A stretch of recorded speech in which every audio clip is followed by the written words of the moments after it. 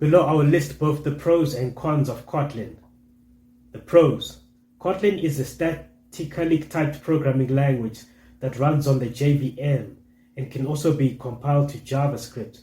Kotlin is a great alternative to Java for many reasons.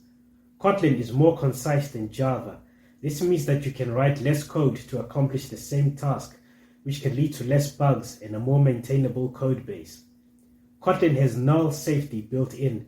This means that you can't accidentally assign a null value to a variable, which can help prevent null pointer exceptions. Kotlin is more expressive than Java. This means that you can often accomplish the same task with fewer lines of code, making your code more readable and maintainable. Kotlin is interoperable with Java. This means that you can easily call Java code from Kotlin and vice versa. This can be very useful when you need to use existing Java libraries in your code.